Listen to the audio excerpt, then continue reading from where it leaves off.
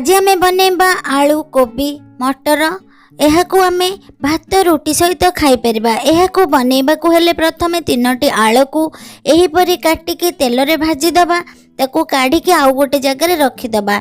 से कड़े आम कोबी को भाजीदबा। कोबी को पकाइबा से किछि लूण हलदी पकईकी ताकू किछि समय भाजीदबा जेमती कि एहीपरि भाबरे कलर चेंज हो एबे ताहाकू आम काढ़ी रखीदबा। से ही कड़े रे आमे गोटे चामच जीरा पकाइबा तेल ताती गला परे, गोटे चामच सोरिष पकाइबा आउ अल्प टिके हेंगु पकाइबा, 2टी कंचा लंका को काटिकी सेथिरे पकाइबा, छोट अदा टिके पकाइबा काटिकी चुनचुना करिकी ताहाकू आमे फुटिबाकू छाड़ीदबा। किछि समय फुटिगला परे सेथिरे आमे गोटे टमाटर को बाटिकी सेथिरे आमे पकाइबा। टमाटर को आमे किछि समय 2 ରୁ 3 मिनिट पर्यंत भाजीदबा। एबे सेथिरे गोटे चामच काश्मीरी लंका गुंड पकाइबा, गोटे चामच जीरा गुंड पकाइबा, अल्प टिके हल्दी गुंड पकाइबा, अल्प टिके लूण पकाइबा। एहाकू आमे 2-3 मिनिट पर्यंत भाजीदबा। एहीपरि हेइगला परे सेथिरे आमे 3-4 चामच मटर पकाइबा। मटर सिझिबाकू टिके टाइम लागि थाए सेथिपई 2-3 मिनिट पर्यंत एहीपरि आमे भाजीबा।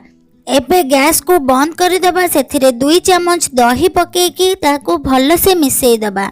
यह किछि समय मिसी गला परे गैस ऑन करबा। ऑन कला परे एही परि भाबरे 2 मिनिट पर्यंत गोळेबा।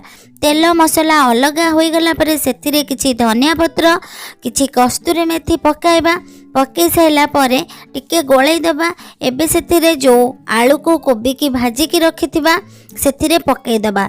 पकई साइला परे ताहाकू आमे भल से मिसई दबा। आउ सेथिरे गोटे टमाटर को काटिकी पकाइबा।